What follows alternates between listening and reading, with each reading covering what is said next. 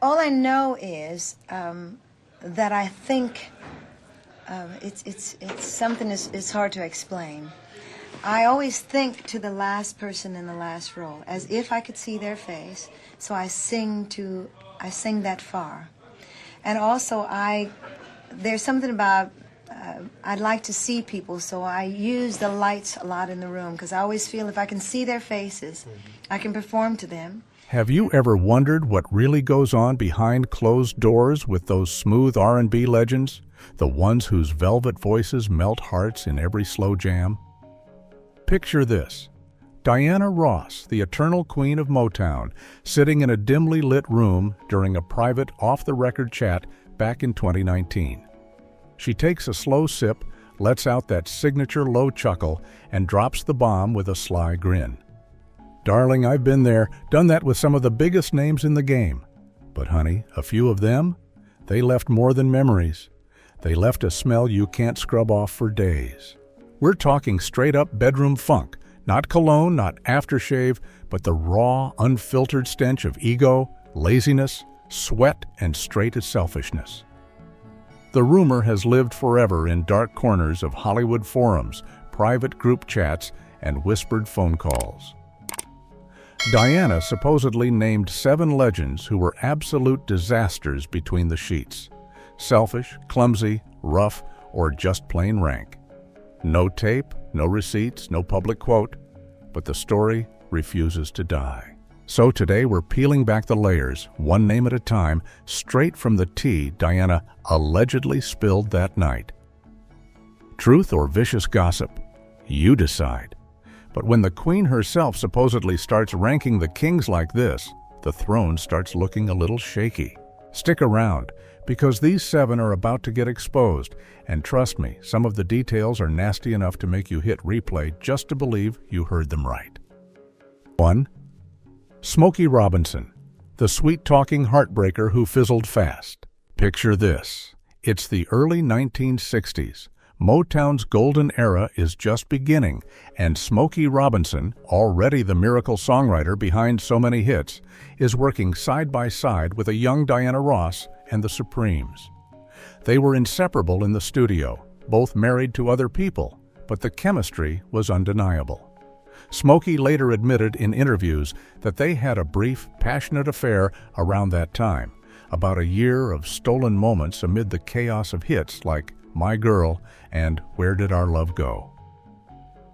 He always spoke of Diana with deep respect, calling her one of his dearest, lifelong friends. No drama, no bitterness.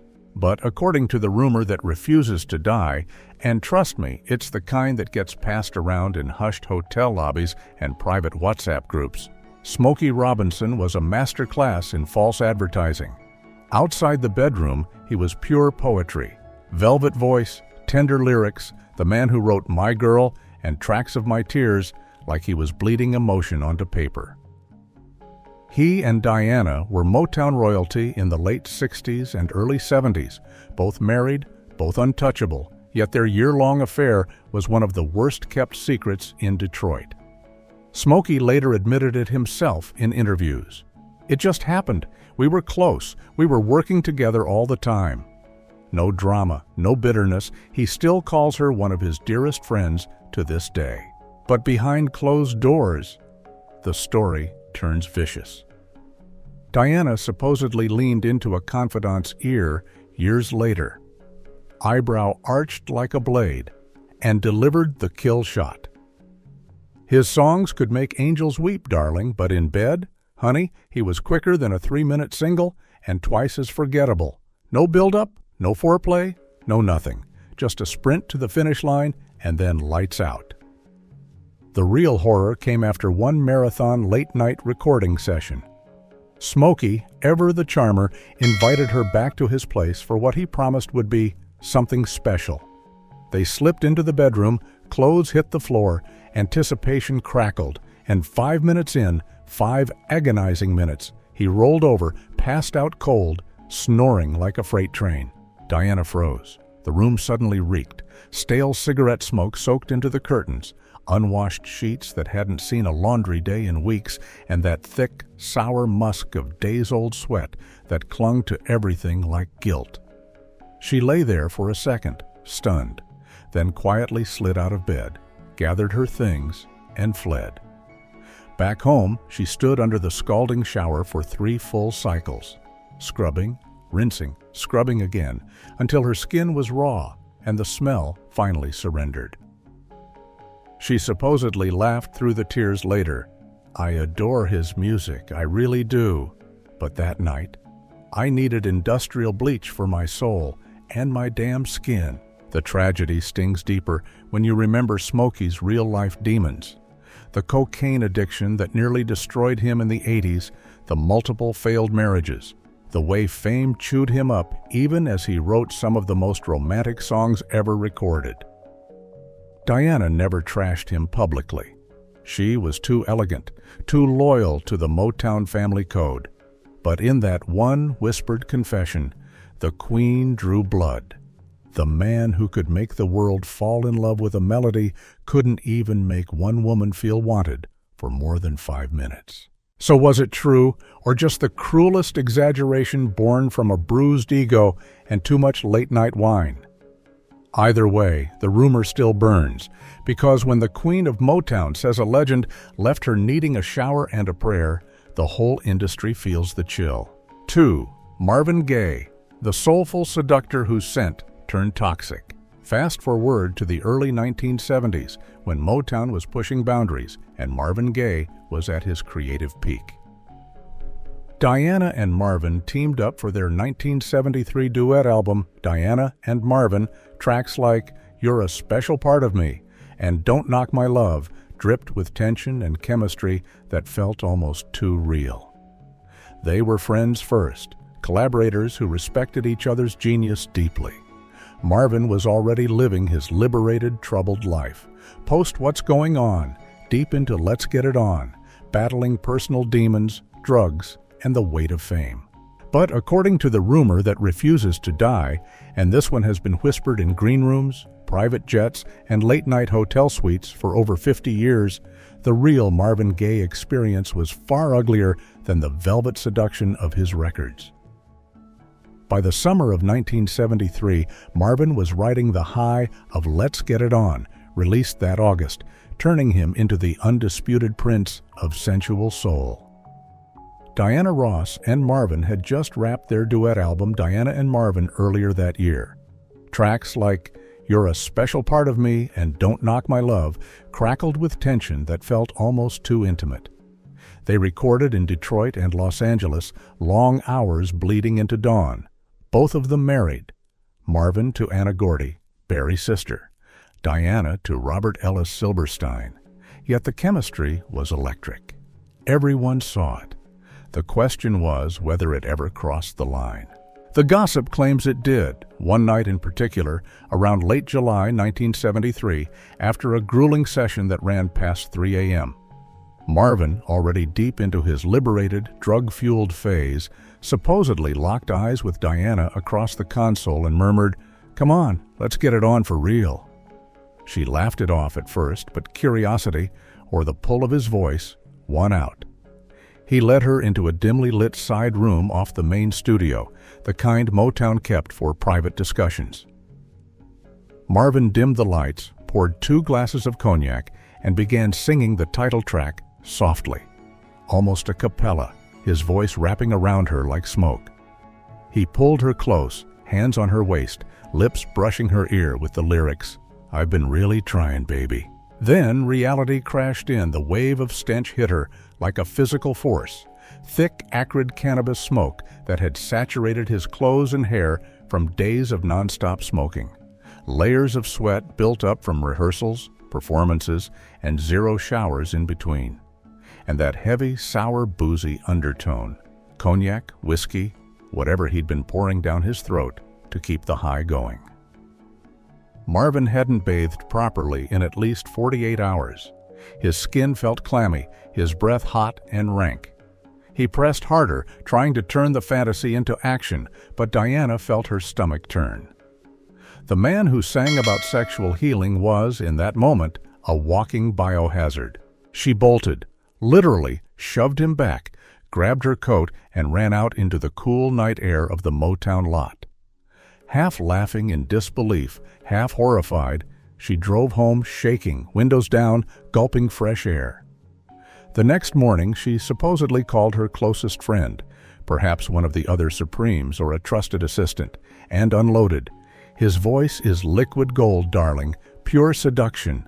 But that body, straight up dumpster fire. I ran faster than you can say, trouble man, and I never looked back. She scrubbed herself raw in the shower for 20 minutes, burning the dress she'd worn that night, convinced the smell had seeped into the fabric forever. The tragedy deepens when you layer in Marvin's real-life spiral. By 1973, he was already battling severe depression, cocaine addiction, paranoia, and the fallout from his crumbling marriage to Anna Gordy.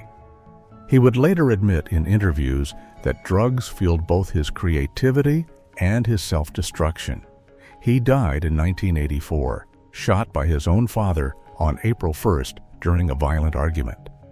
Diana never spoke ill of him publicly. She mourned him deeply, attended his funeral, and always praised his genius.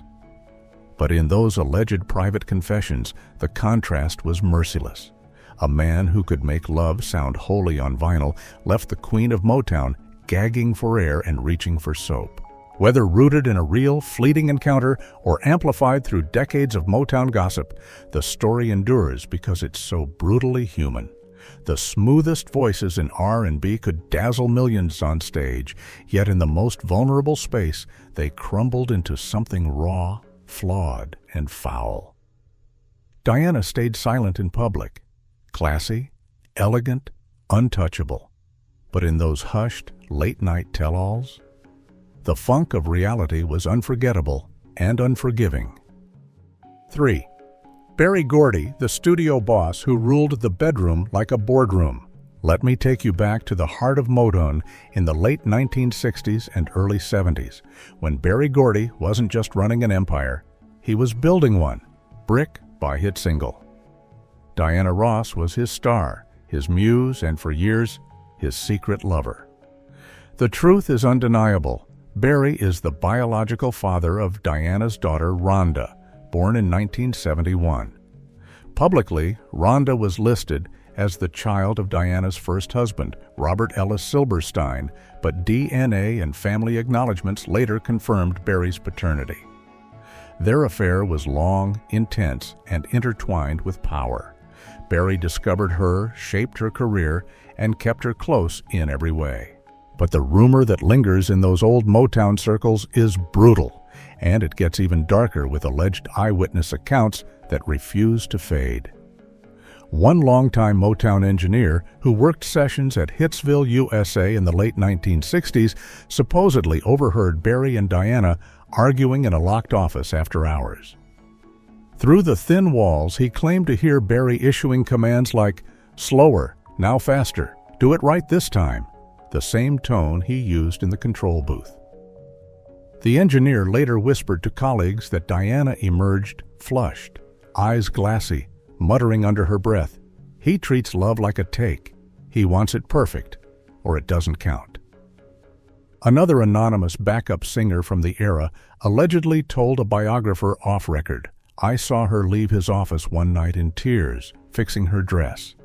She said nothing, but her face said everything. He owned her body the way he owned her career."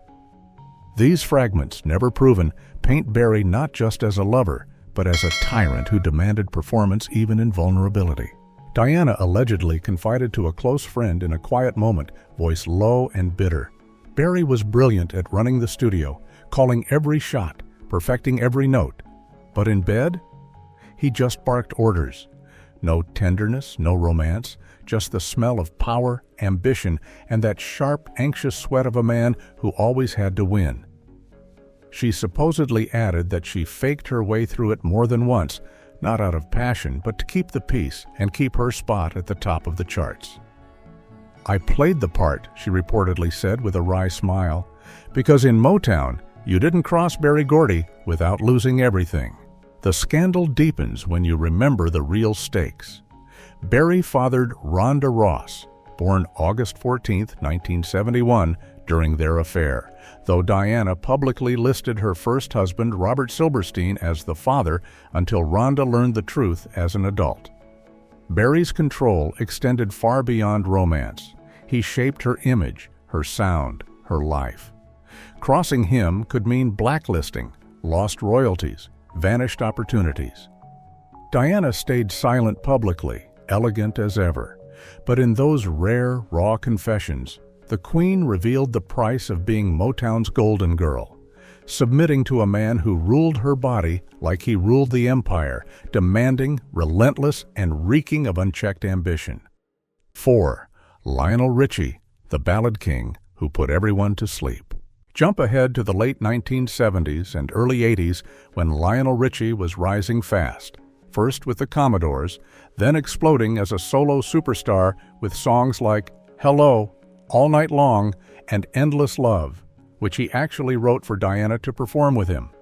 They were genuinely close, collaborators, friends, sharing stages and late-night songwriting sessions. Lionel's smooth, romantic persona was everywhere. Women swooned over his voice, his gentle lyrics, his easy charm. But the gossip that supposedly came from Diana herself paints a picture so painfully underwhelming it borders on tragic comedy. Lionel Richie, America's smooth crooner, the man who turned heartbreak into platinum with Hello, All Night Long, and Endless Love, was everything sweet and romantic in the spotlight. By the early 1980s, he and Diana were thick as thieves.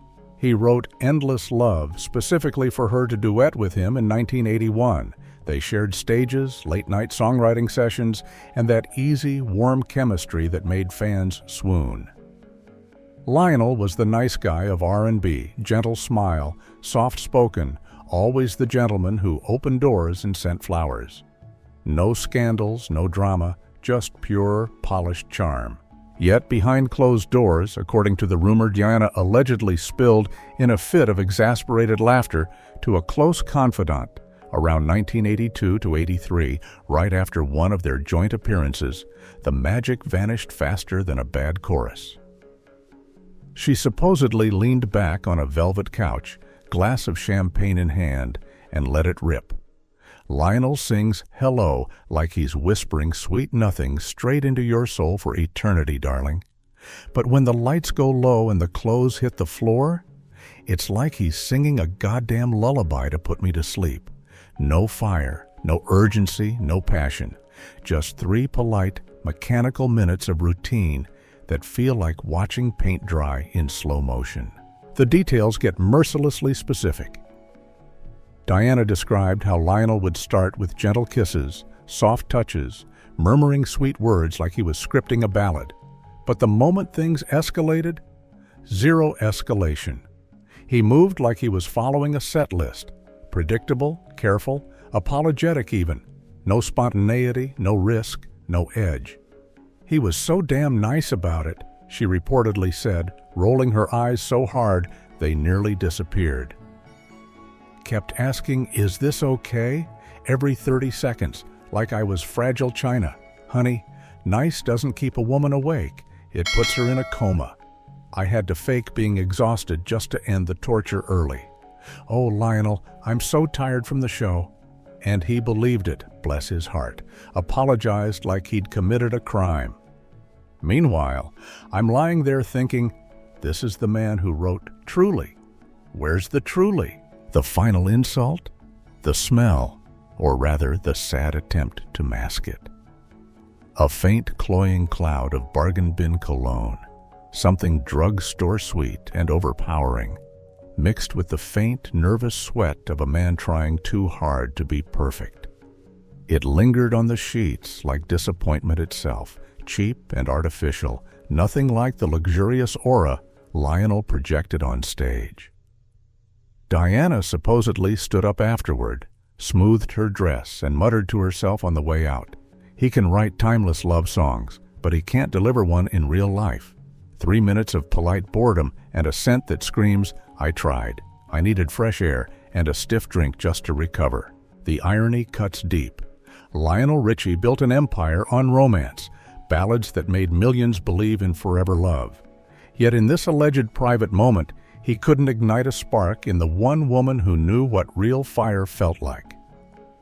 Diana never confirmed a word publicly, of course. She remained gracious, collaborative, even praising his songwriting genius in interviews years later.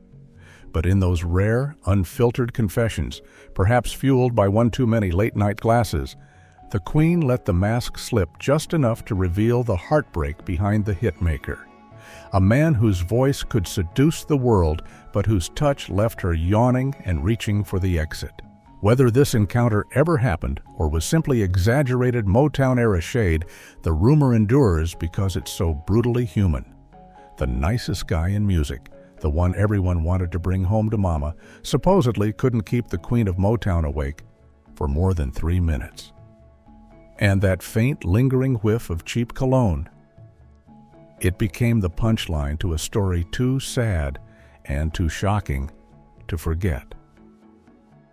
6. James Brown, the godfather of soul who turned into a sweaty beast. Let me paint the picture for you. It's the late 1960s. Soul music is exploding, and James Brown, the hardest-working man in show business, is tearing up every stage he touches. Cape swirling, splits on the floor, sweat flying like confetti, screaming, "Get up off of that thing," while the crowd loses their minds. Diana Ross, already the glamorous face of the Supremes, crossed paths with him at industry galas, Motown crossover events, and those legendary after-parties where legends mingled. They weren't close friends, but in that small world of black music royalty, everyone knew everyone. And James's raw, explosive energy was impossible to ignore. Yet the gossip that supposedly slipped from Diana's lips in one of her most unguarded, wine-fueled confessions turns the legend of James Brown into something far more visceral and horrifying.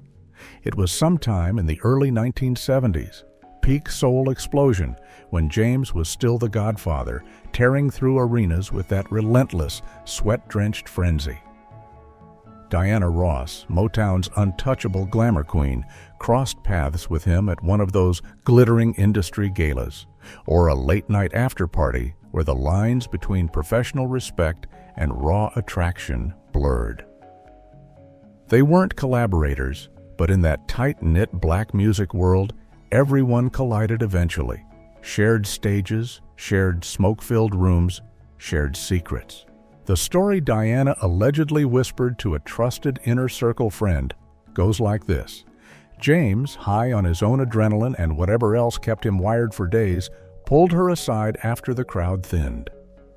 "Come on, baby," he supposedly growled in that signature raspy drawl. "Let's see what the Godfather can really do." She went, curious, perhaps flattered, by the raw power that made him a force of nature on stage. They ended up in a hotel suite overlooking the city lights, door locked, music low. James started strong, ripping off his shirt, cape tossed aside like on stage, moving with that same explosive energy, grabbing, thrusting, no warm-up, no tenderness. It wasn't lovemaking, it was conquest. Then the assault on her senses hit full force. The smell was overwhelming, suffocating, a toxic cocktail that made her stomach lurch. Layers of sweat caked on from back-to-back performances and rehearsals. Days without a real shower, sour and acrid. Thick clouds of cigarette smoke embedded in his pores, his hair, his clothes. And that sharp, metallic chemical bite of cocaine lingering on his breath and skin, like poison seeping from every pore. His body was slick, hot, clammy, every thrust releasing more of that god-awful funk, soaking into the sheets, the air, her skin. Diana felt trapped, heart racing, lungs burning. It was like being smothered by a storm, she supposedly gasped later. All that fire on stage turned into destruction up close. No rhythm, no care, just brute, frantic force that left me gasping for air. Midway through, she couldn't take it anymore. She shoved him off, bolted for the balcony door, flung it open, and stood there in the cool night wind, gulping oxygen like she'd been drowning. James laughed it off at first. "Come back, baby, we ain't done," but she was already gone in her mind. She grabbed her things, fled the room without a word, drove home with windows down, and spent the next hour under scalding water, scrubbing until her skin was raw, trying to erase the stench that had seeped into her pores. "I thought I was going to choke on it all," she allegedly told her friend, voice trembling with a mix of disgust and disbelief. The man had stamina for hours on stage, but off it? Pure chaos and that god-awful reek that soaked into everything. I ran to breathe, and I never went back. The shock lingers because James Brown was untouchable in his era, the hardest-working man alive, the one who redefined energy in black music. Yet this alleged encounter strips him bare, a genius whose body betrayed him off stage, turning passion into something repulsive and violent. Diana never breathed a word publicly.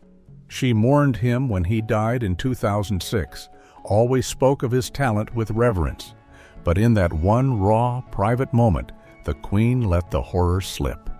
Even the Godfather could leave her running for fresh air, haunted by a smell she couldn't wash away. Whether it happened exactly like that or grew legs from Motown's endless rumor mill, the tale endures as a brutal reminder. The legends who set the world on fire could burn the ones closest to them too, leaving nothing but funk, fear, and the echo of a door slamming shut. No public record exists of any real romance between them. Diana always kept things classy, but the story stuck because it fit the myth. The Godfather's legendary intensity had a dark flip side, turning passion into something overwhelming and repulsive. In those private tell-alls, she supposedly made it clear, some legends shine brightest from afar. 7. Eddie Kendricks, the high-voiced temptation who fumbled in the dark. Think back to the classic Motown era, the Temptations in their sharp suits, smooth moves, and those heavenly harmonies. Eddie Kendricks, with his soaring falsetto on tracks like My Girl, The Way You Do the Things You Do, and Just My Imagination, was the group's elegant heartthrob. Diana Ross and the Supremes shared bills with the Temptations countless times. Joint tours, TV specials, studio crossovers, and Diana was genuinely close to the group. She admired their polish, their discipline, and Eddie's voice in particular. It was pure silk, effortless, and sweet. But the gossip that supposedly came straight from Diana herself flips the script in the cruelest way. Eddie was all grace on stage and in conversation, but behind closed doors, clumsy, inexperienced, and painfully awkward. She allegedly told a close friend with a mix of pity and amusement, "Eddie's voice is sugar, sweet, high, perfect, but when he tried to take things further, it was like watching a nervous schoolboy fumble through his first time. No confidence, no skill, just fumbling hands and apologies." The smell sealed the disaster. Cheap cologne that had been over-applied to mask anxiety sweat, blending into that nervous, acrid odor of someone trying too hard and failing. Diana supposedly had to fake her way through the entire encounter, moaning at the right moments, guiding him gently, just so he wouldn't feel humiliated. "I couldn't let him see how disappointed I was," she reportedly said later. "He was so earnest, so fragile. I pretended to climax just to spare his ego, then slipped away as soon as I could." Sweet voice. Zero game. The tragedy here is the contrast. A man whose falsetto could make hearts sore left the Queen of Motown feeling nothing but awkward pity.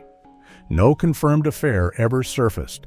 Diana never spoke of it publicly, but the rumor paints Eddie as a gentle soul who couldn't translate his vocal magic into physical intimacy, leaving behind only embarrassment and that lingering scent of insecurity. So, we've heard the tea Diana supposedly dropped that night in 2019.